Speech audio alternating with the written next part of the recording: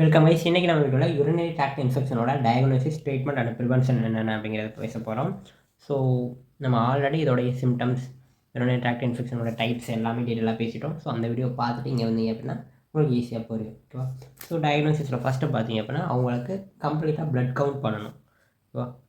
ஏன்னா நம்மளுடைய blood count எல்லாமே டிக்ரீஸ் ஆக வாய்ப்பு இருக்குது யூரினரி ட்ராக்டில் இன்ஃபெக்ஷன் இருக்கும்போது. ஏன்னா கிட்னி அஃபெக்ட் ஆகுது இல்லையா?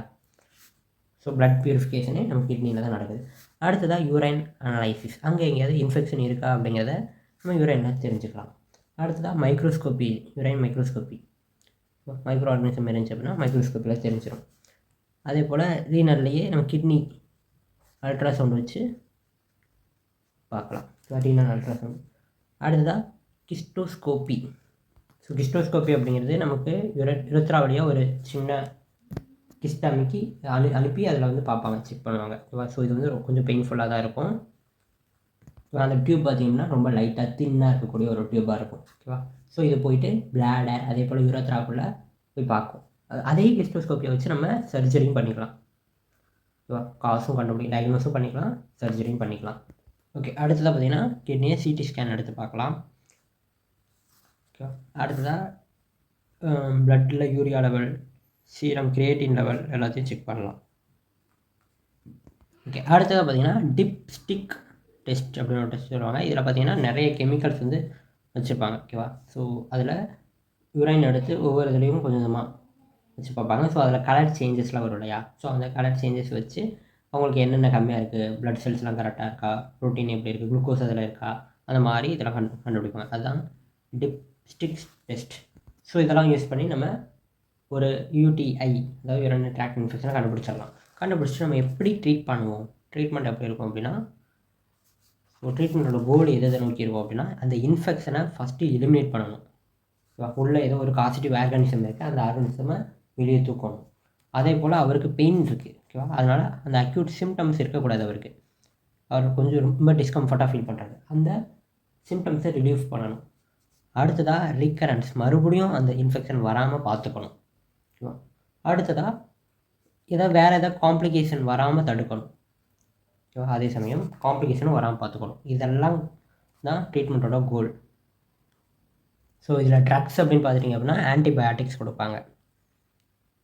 ஆன்டிபயாட்டிக்ஸில் அமாக்சிசைக்ளின் கொடுக்கலாம். ஓகேவா? இந்த அமாக்சிலின் அதே போல் பேராசிட்டமல் கொடுக்கலாம், ஃபீவருக்காக பேராசிட்டமல். இது வந்து ஜஸ்ட்டு அந்த சிம்டம்ஸை குறைக்கணும் அப்படின்னு சொல்லணும் இல்லையா? அதுக்காக பேராசிட்டமல் கொடுக்குறோம், ரெடியூஸ் தி ஃபீவர்.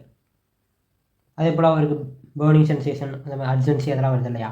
அதுக்காக ஃபெனாசோஃபரைடைன் இது கொடுக்கலாம். இந்த ட்ரக் கொடுத்தோம் அப்படின்னா அவருக்கு சைடில் வரக்கூடிய அந்த பேர்னிங் சென்சேஷன் அதே போல் அர்ஜென்சி அதெல்லாம் வராமல் இருக்கும். ஓகேவா? ஃபெனாசோஃபைரடைன். அதே மாதிரி பெனிசிலின் கொடுக்கலாம். பெனிசிலின் யார் கொடுப்பாங்க அப்படின்னு பார்த்தீங்கன்னா, லிவர் ஃபெயிலியர் ஆகிடுது இல்லையா? ஸோ அவங்களுக்கு பெனிசிலின் கொடுக்கலாம். மற்றபடி நார்மலாக இருக்கவங்களுக்கு பெனிசிலின் கொடுக்கக்கூடாது. ஓகேவா? மேக்ஸிமம் பார்த்திங்க அப்படின்னா ஆன்டிபயாட்டிக்ஸ், அதுலேயும் நம்ம சொன்ன அமாக்சிலின் இதெல்லாம் லோ டோசேஜில் கொடுக்கலாம்.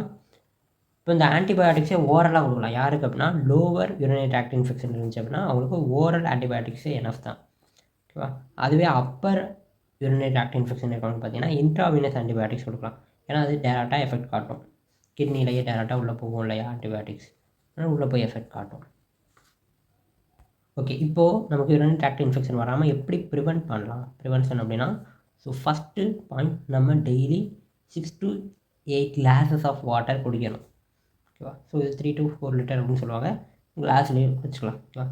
அதே போல் உங்களுக்கு யூரினேஷன் அர்ஜென்சி வந்துச்சு அப்படின்னா கொஞ்சம் ஃபாஸ்ட்டாக as soon as possible நீங்கள் வேகமாக யூரினேட் பண்ணிடணும். ஓகேவா? மிக்சரேஷன் பண்ணிடணும்.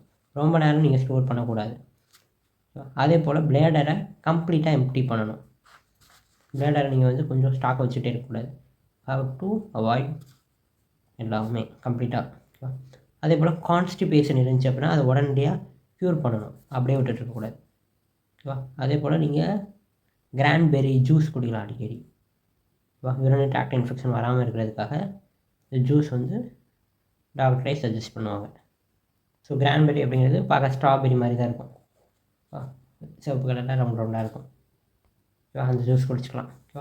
ஓகே, இன்றைக்கி நம்ம வீடியோவில் யூரினரி ட்ராக்ட் இன்ஃபெக்ஷனோட டயக்னோசிஸ் என்ன, ட்ரீட்மெண்ட் என்ன, அதை எப்படி நம்ம ப்ரிவென்ட் பண்ணலாம் அப்படிங்கிறத பற்றி பேசியிருக்கோம்.